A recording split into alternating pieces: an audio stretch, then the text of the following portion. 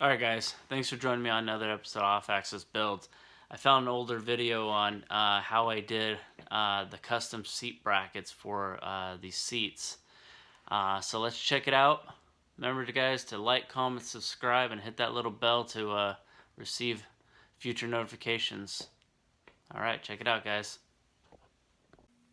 Alright guys, we're going to be fabricating some seat mounts for these seats. Okay. The seats that I got actually came with the sliders on it. Some do, some don't. I chose these because they did. In any case, the sliders that it comes with two side rails, the lever, and all the hardware to bolt it to the car and bolt it to the seat. So what we're going to be doing today is fabricating a piece of plywood to mock up the bolt pattern. So when I go to weld all my brackets into the car and bolt it all into the car, I'm not welding with the seat. So my thought here is I'm going to put this 2x3 in the front and this 2x1.5 in the back. Okay, and then I'll put a piece here to create my slope to kind of help with the bucket seat feel. Now, I am going to be cutting these old brackets out, so this will actually sit on the floor, and this will sit on these lips on both sides. So if you follow that all the way up, it'll be level. So let me show you the layout and get going on it. Okay, so like I said, this kit comes with all of the mounting brackets and bolts that you need for the sliders. These 4 bolts are for mounting it to the car. These 4 will be mounting it to the seats. These spacers that come with it are going to need to be put on with these guys. There's 4 holes. You can't see them because I got to cut the hole out, but there's actually holes on these bars on both front and back. You gotta find it with your finger and then just cut a little notch out so you can get your bolt in there. Okay, so we're gonna get those things mounted up right now. Now that I got the rails mounted, you gotta put this bar on the front. This is gonna allow you to release the lock so you can move the chair forward and back. Okay. Now you want to make sure there's a bend on this. You want to make sure that the bend goes towards the ground, or in this case, which would be the ceiling of my garage right now.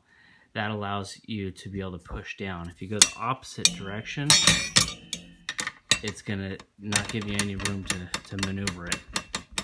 Okay, so you can see those bends allow it to go up away from the seat.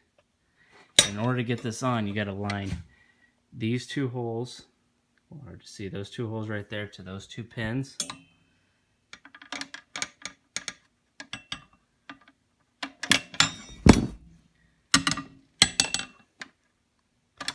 Okay, so once you have those aligned, okay, this other side, once you have those aligned, this other side, you have to keep pushing until you pinch this bar past these knuckles so it can slide onto it.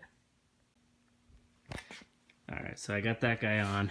You can see it allows me to move it. Okay. Once you move it, then you can move these rails. Release it, and those rails will lock in place. They can't move. See, they're locked. Alright, so what I'm going to do is I want these in the same location on both sides. So when I put the plywood on, I have a square mark. Well, excuse me, these holes will be lined up to each other, and it'll actually create a square, basically where the rail is. That's going to allow me to mock it up to these guys. So these rails would be perfectly square to where the seat is. They're not going to be kinked in or out.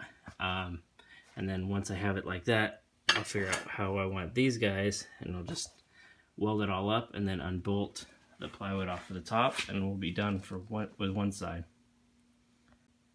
Alright guys, so I took the measurements a few minutes ago. From this hole to this hole is 15 3/4. Okay, how I did those measurements is You can do it two ways. One way is to try to eyeball the center of this circle to the center of this circle, okay? But the easiest way to take measurements from circle to circle is if you go from the same edge of the circle on one side, follow it over and do the same edge on the other side, you'll have the center mark on both. It'll just be side shifted, whatever the radius of that circle is. Okay, so 15 3/4, I'm going to lay that on the plywood and make two parallel lines. 1, 2, okay. And then I'll come back over here and take a measurement from the furthest hole to the furthest hole, okay. And I'll trace those lines in the opposite direction. Now, when you're doing this though, you want to make sure you label this piece of plywood. So being that those are going to be parallel that way, I'm going to label this side front and that side back, just so I don't get confused and turn this thing around, because I haven't measured these. It may not be 15 3/4 from hole to hole. Alright, so let's get those things marked. Template I was talking about, it's got the holes drilled in it. Cut out the center to lighten it up, and also allows you to get into these corners to do a tack weld on your frame. Okay, so what we're going to be doing here is we're going to take our brackets and bolt them onto these guys. Okay, both sides, bolt them on. Then once we have those bolted on, we're going to take the other half of these guys and lay them out. Okay, and then we'll set that template on top of it. So what we're going to accomplish by doing all that is a frame rail, okay? And this frame rail does two things. It allows me to weld this to the car without having the seats in there. Secondly, it also allows me to unbolt and bolt the seat on easily by having these bolts in a location where you can get to them. Had I have put these bolts on the inside, I wouldn't have been able to reach down there. But because I have the holes on the back side of this bar and the front side of that bar, it's going to allow me to get a wrench on both of them evenly. And the other thing is, I don't know if you can tell, there's actually an angle on those. One's a 3-inch tall, one's 2 inches tall, so that gives it 1-inch slope. Roughly a 1-inch slope, depending on how close I put them. So, just kind of gives you a little more of a bucket seat when you get them installed. So I got these all welded up. The other side's tack welded. I just got to finish those up. So, that's what it's going to look like when they're all said and done. I'll show you when they're installed into the car. Alright, so this is where you take this piece that's bolted to the plywood and attach it to these guys. Okay, so now I have all the marks that I want to where I want to lay that out on. So basically I just need to set this at the correct distance, take this and lay it on, and then just adjust everything to line up. So let me get that all adjusted, and then we'll tack weld it and show you what it looks like after it's tack welded. Alright guys, so you can see that there's a big gap in the front and it touches in the back. The reason I have it doing that rather than twisting this so it's lining up completely is so this touches the floor flat, okay? So in order for me to do this properly, I'm going to tack weld this front one on, and then I'll do the final adjustments and tack weld the back one on. If I start bumping this one around, this one's going to get moved, and it's not easy to clamp and try to leave that gap.